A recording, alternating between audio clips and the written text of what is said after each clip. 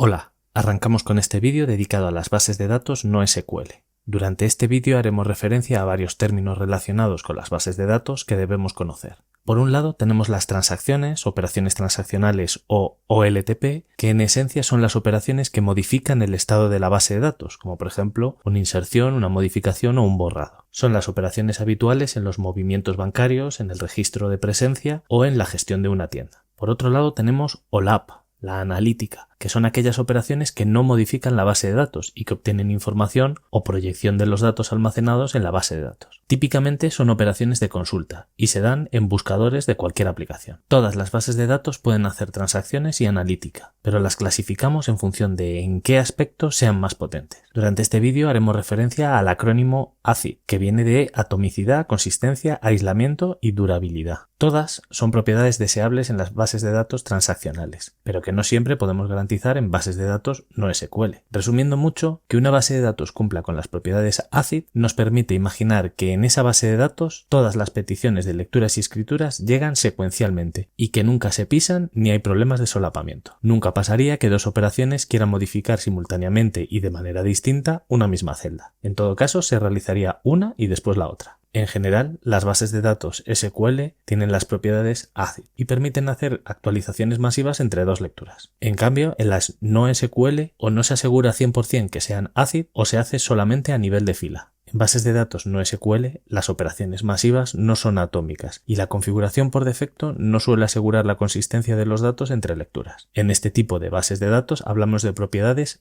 base, que tienen que ver con un estado de consistencia blando o eventual. Otro aspecto al que haremos referencia es la replicación y la fragmentación. Ambos consisten en tener datos repartidos entre nodos. La replicación reparte copias de los datos y la fragmentación reparte originales de los datos. Ambos tienen ventajas e inconvenientes si pensamos en escrituras y en lecturas. Por ejemplo, si pensamos en lecturas, en replicación podemos leer de cualquier nodo. En cambio, si aplicamos fragmentación, solo podremos leer en el nodo que contenga los datos originales. Otro ejemplo, en replicación, el límite de la base de datos lo marca el nodo más pequeño. En cambio, con fragmentación, la base de datos puede seguir creciendo con solo añadir nodos. La replicación es un mecanismo muy usado para proporcionar tolerancia a fallos, porque hay varias copias de los datos repartidas en distintos nodos. Pero por la misma razón también proporciona alta disponibilidad, porque podremos hacer tantas lecturas realmente simultáneas como tantos nodos tengamos en esa réplica. El verdadero problema lo tenemos en la escritura. Aquí las bases de datos admiten dos opciones, totalmente consistente y eventualmente consistente. La consistencia total solo se consigue esperando la confirmación de cada escritura de cada uno de los nodos que componen el clúster, lo cual es algo extraordinariamente ineficiente. El comportamiento habitual es que sean eventualmente consistentes, dando por hecho que el resto de los nodos tendrá un pequeño retraso en la actualización de esas escrituras. En función de cómo de rápido queremos que sea esa consolidación del dato más actual, aparecen estrategias distintas que se aplican en las bases de datos no SQL. Algunas solo permiten que un único nodo maestro reciba todas las escrituras y las replique en sus nodos esclavos. A esta estrategia le llamamos maestro-esclavo. Otras bases de datos permiten la escritura en cualquier nodo, haciendo que la comunicación entre estos sea entre iguales. A esta estrategia le podemos llamar maestro-maestro. Curiosamente, la mejor opción en términos de velocidad suele ser la de maestro-esclavo, porque el protocolo de copia es muy sencillo, ya que las opciones son limitadas y están bien estudiadas. Con la política de maestro-maestro se suelen utilizar copiados programados regularmente en función del tiempo transcurrido entre la última actualización o el volumen de datos pendientes de consolidar. En cualquier caso, es un algoritmo más complejo y por tanto más lento. En Big Data es natural usar varios tipos de bases de datos simultáneamente. Pensemos que en este entorno hay un número masivo de lecturas, escrituras y datos. Por ello puede que utilicemos Redis como entrada de datos, HBase en el almacenamiento Big Data, en lo que se conoce como Data Lake o lago de datos, y un MySQL o un Neo4j para los Data Mart, donde los datos ya están procesados y transformados probablemente en datos estructurados. Veremos a lo largo de este vídeo que no siempre es fácil clasificar una base de datos dentro de un grupo concreto, ya que muchas pueden ser retocadas para adaptarse a un problema concreto. Conocer distintos tipos de bases de datos nos permite seleccionar aquella que de manera nativa satisface las necesidades de un proyecto. No SQL viene de no SQL o no solo SQL. haciendo referencia a que este tipo de bases de datos no usa el lenguaje SQL como motor de consultas. Es una definición muy simplista, algo pobre y ya muy desfasada, porque el uso del lenguaje de consulta es solo una pequeña parte y poco importante de las diferencias que hay entre las bases de datos relacionales y las no SQL. La primera diferencia entre bases de datos relacionales y no SQL está en el uso del esquema. Las bases de datos relacionales tienen un esquema fijo y estructurado, definido antes de la primera inserción. En cambio, las bases de datos no SQL son sin esquema, permitiendo que cada registro esté compuesto por campos distintos. La implicación de este punto es importante. Las bases de datos guardan datos que pueden cambiar con el tiempo, simplemente porque la situación evoluciona. Poco tienen que ver las bases de datos que guardaban la información de los abonados a las empresas de telecomunicaciones del siglo pasado, de hace 20 años, donde solo había un teléfono fijo, a la información que se pueda guardar hoy con multitud de opciones y servicios asociados. El software ERP, imprescindible para las empresas actuales, periódicamente lanza versiones mayores en las que el esquema de la base de datos cambia, haciéndolo incompatible con versiones anteriores. Para estos casos hay previstos mecanismos de migración para poder portar los datos de un esquema al otro. En cambio, las bases de datos no SQL, al no tener un esquema definido, permiten que la base de datos pueda ir adaptándose a los cambios a lo largo del tiempo, lo que supone una gran ventaja. Por otra parte, las consultas son más complejas, puesto que requieren de validar y procesar registros que a priori pueden ser totalmente distintos. Todo esto queda en manos del programador. En resumen, las bases de datos relacionales tienen un esquema estricto, que las hace ideales para datos estructurados. Por otro lado, las bases de datos no SQL no tienen esquemas y las consultas suelen ser algo más complejas, pero esto las hace ideales para datos no estructurados. La segunda diferencia está en el modelo de datos utilizado en bases de datos relacionales y en las no SQL. En las relacionales encontramos un modelo tabular, donde los datos se almacenan en tablas compuestas por filas y columnas. Cada tabla representa un tipo de entidad y se relaciona con otras tablas mediante campos claves. En NoSQL se utilizan otros métodos más flexibles que el tabular, por ejemplo, clave valor, documentos, columnares y de grafos. La costumbre nos lleva a representar todo en forma de tabla, pero hay ciertos problemas cuya propia naturaleza pide otro tipo de representación, supongamos un árbol genealógico o el procesamiento de un archivo de registro. El tercer factor son las consultas. En bases de datos relacionales usamos distintos sabores de un mismo lenguaje de consulta llamado SQL. Este lenguaje permite realizar consultas complejas uniendo tablas, realizar agregaciones y subconsultas anidadas. En bases de datos no SQL, el lenguaje de consulta depende del modelo de datos usado. En general, son lenguajes menos potentes que SQL, pero se compensa porque al no tener esquema, los datos de trabajo suelen estar ya agrupados. Un cuarto factor diferenciador son las transacciones. En bases de datos relacionales se soportan operaciones ACID tanto a nivel de fila como a nivel de bloque, lo que las hace ideales para situaciones en las que se requiera precisión y donde la integridad de los datos sea crítica. Por otro lado, las bases de datos no SQL priorizan la disponibilidad y la tolerancia a particiones del teorema CAP, por lo que optan por un enfoque base en consistencia eventual o un estado suave. En la actualidad están apareciendo bases de datos no SQL que garantizan transacciones ACID, creando una nueva clasificación llamada New SQL. El quinto factor es la escalabilidad. Las bases de datos relacionales están optimizadas para un escalado vertical, que siempre resulta costoso y limitado físicamente. Las bases de datos no SQL se diseñaron con la tolerancia a la partición como base fundamental, por lo que permiten un escalado horizontal en el que se pueden agregar más servidores a la red, permitiendo la gestión eficiente de grandes volúmenes de datos. Ahora que ya conocemos las diferencias, podemos listar las características comunes que comparten las bases de datos no SQL. Podríamos listar modelos de datos flexible, escalabilidad horizontal, esquema dinámico o sin esquema, alto rendimiento, especialmente con grandes volúmenes de datos, diseñadas para la alta disponibilidad y tolerancia a fallos, y el almacenamiento de datos no estructurados o semiestructurados. Esta clasificación describiría las características de la base de datos que con más pureza representaría a las relacionales y a las no SQL. Entonces, ¿solo existe esto? Pues la realidad es que no. Hay muchas bases de datos que potencian unos u otros aspectos, haciendo que encontremos bases de datos que casi contradicen esta definición. Por ejemplo, Google Cloud Spanner es una base de datos relacional que garantiza ACID, pero que prioriza la tolerancia a las particiones y la alta disponibilidad. En cambio, Couchbase es una base de datos no SQL que sí ofrece ACID y que prioriza la disponibilidad y consistencia antes que la tolerancia a la partición. En el material del aula virtual encontraréis una posible clasificación de bases de datos categorizadas por el modelo de datos que usan. Así tenemos bases de datos relacionales como Postgres, documentales como MongoDB, columnares como HBase, de grafo como Neo4j y de clave valor como Redis.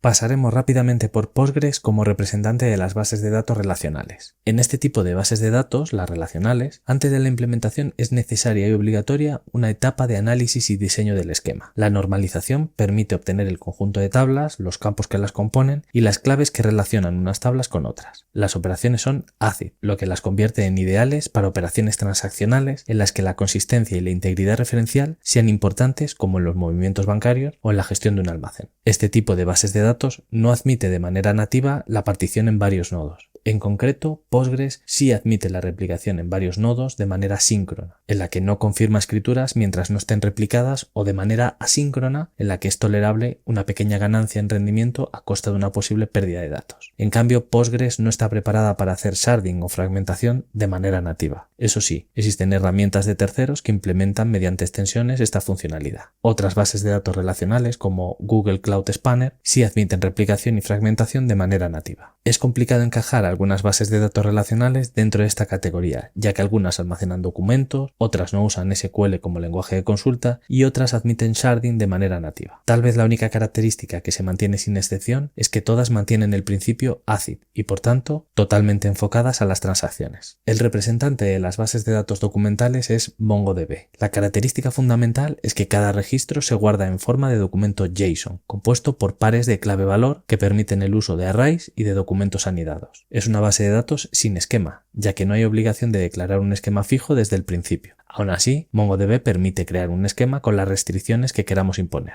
El propio uso de documentos facilita su despliegue en distintos nodos, por lo que la fragmentación y la replicación funcionan de manera nativa. Dentro del mundo de bases de datos documentales encontramos a MongoDB, que es altamente disponible y tolerante a la partición, aunque cuenta con niveles configurables de consistencia. MongoDB no puede garantizar ACID en operaciones que incluyan varios documentos, por lo que no se le puede considerar adecuada para operaciones transaccionales. Una opción sería configurar el nivel más alto de consistencia y asegurarnos que todas las escrituras son de un único documento. La opción más adecuada sería el uso de otras bases de datos documentales como Couchbase, que sí garantizan ACID y que almacenan los datos en forma de documentos JSON. Las bases de datos columnares se distinguen porque físicamente almacenan sus datos no por filas y sí por columnas. Las bases de datos más representativas son HBase y Google Bigtable. El objetivo es conseguir lecturas y escrituras en tiempo real cuando el volumen de los datos está en la escala de Big Data. En muchas ocasiones, una única columna no aporta toda la información que buscamos en la consulta, por lo que este tipo de bases de datos añade el concepto de familia de columnas, formado por las columnas que se almacenarán juntas. Para entender el aumento de velocidad, imagina un archivo CSV donde solo nos interesen los datos de una columna. Al estar almacenado por filas, necesariamente tenemos que recorrer todo el archivo para obtener los datos buscados. En cambio, almacenados por columnas, solo necesitaríamos leer secuencialmente el archivo que las guarda. Esta característica, aunque pueda parecer pequeña, tiene muchas implicaciones. Para empezar, los datos de una misma columna son del mismo tipo, suelen ser parecidos y en muchas ocasiones repetidos, algo que resulta muy positivo en términos de compresión. Además, si las columnas están bien agrupadas en familias, las consultas de grandes cantidades de datos ya no tendrán que recorrer todos los datos del dataset. La agrupación en columnas también proporciona una gran mejora en rendimiento en todas las operaciones que sean de agregación, como sumar, contar, calcular la media, etc. Este tipo de bases de datos es el apropiado para la gestión analítica de datos masivos que se da en un entorno de Big Data puro. Para tratamiento transaccional tienen luces y sombras. Por un lado, son bases de datos rápidas, tanto en lectura como en escritura, cuando el volumen de los datos es alto. Además, garantizan ACID a nivel de fila, es decir, se garantiza la actualización de todas las columnas entre dos consultas cualesquiera. Por este lado, sí se pueden usar para transacciones, pero tienen el mismo problema que la mayoría de las bases de datos no SQL. Debido a su diseño tolerante a la partición con un estado blando, no se puede garantizar ACID cuando las operaciones incluyen varias filas. Las bases de datos tipo grafo se basan en hacer explícitas y directas las conexiones entre nodos. Como ejemplo, tenemos a Neo4j, a la que dedicaremos una práctica. Estas son bases de datos adecuadas cuando la representación de los datos pide un grafo. Si pensamos en un árbol genealógico, en el cálculo de rutas o en relaciones de redes sociales, probablemente tendemos a representarlos en forma de grafo. Los grafos constan de dos elementos, nodos y relaciones. Los nodos son las entidades, como personas, objetos o lugares, y las relaciones, representadas mediante enlaces entre nodos, son las acciones, las rutas, las pertenencias o las amistades con las que se relacionan. Tanto los nodos como las relaciones pueden tener atributos que son parejas clave-valor que almacenan información adicional sobre ellos. En general, tanto tanto las escrituras como las lecturas de la base de datos requieren lenguajes de consulta muy distintos al SQL que conocemos. Internamente, este tipo de base de datos genera índices con ciertos atributos para agilizar lo máximo posible las consultas. La ventaja es que tanto la representación como el lenguaje de consulta hacen que éstas sean flexibles, con alto rendimiento y muy intuitivas. En el caso de Neo4j, esta sí cumple con las propiedades ACID. Como ejemplo de bases de datos de clave-valor tenemos a Redis. Su estructura simple, similar a una tabla de 2 columnas, permite crear bases de datos extremadamente rápidas, ya que por sus características es asumible que se puedan alojar en memoria. Esto las convierte en sistemas ideales para funcionar de caché de datos de aplicaciones web, almacenamiento de sesiones de usuario, almacenamiento de datos de Internet de las cosas o sistemas de votación en tiempo real. En concreto, Redis aprovecha el almacenamiento en memoria para conseguir altas velocidades, pero también proporciona un mecanismo de persistencia opcional. En parte, gracias a ello, se puede escalar horizontalmente tanto para replicación como para fragmentación. A modo de resumen, la idea de esta unidad didáctica es descubrir que hay más opciones distintas a las bases de datos relacionales, ni mejores ni peores, distintas. Las bases de datos que hemos visto tienen de manera nativa tolerancia a la partición, es decir, están preparadas para trabajar usando varios nodos. Si pensamos en las escrituras, necesariamente tiene un coste en la consistencia, y esto hace que no se cumpla de manera estricta ACID en la mayoría de ellas. Es cierto que se pueden configurar para tener consistencia total, pero siempre será a costa del tiempo de respuesta y por tanto de la disponibilidad. El modelo de datos que se usa también es un factor importante. Es cierto que podemos transformar sin demasiados problemas tablas relacionales a documentos. Algo más difícil, pero también perfectamente posible, es transformar documentos con arrays y subdocumentos anidados a tablas. Pasar grafos con sus nodos y relaciones a tablas o documentos también resulta asequible. El problema es que hay ocasiones en las que una representación u otra es mucho más adecuada para un determinado escenario, y tener que cambiar el sistema de representación solo introduce complicación y ofuscación de datos. Una mala selección de base de datos para un proyecto concreto resultará sin ninguna duda en una aplicación lenta, difícil de implementar y de mantener. Como pequeña guía para decidirnos por una u otra, deberíamos tener en cuenta los siguientes aspectos. Primero, el modelo de datos que usaremos, teniendo en cuenta si los datos son estructurados o no. Segundo, la escalabilidad y la consistencia que podemos necesitar según el volumen de datos o peticiones esperado. Tercero, el rendimiento con el que esperamos contestar las peticiones de los clientes. Y cuarto, las propiedades ACID que necesitamos sobre los datos y operaciones. Además de estos aspectos técnicos, también podemos incluir otros como la facilidad de uso, el mantenimiento, el coste de la licencia o el pago por uso y el nivel de integración con otras herramientas. Eso es todo. Hasta aquí este vídeo.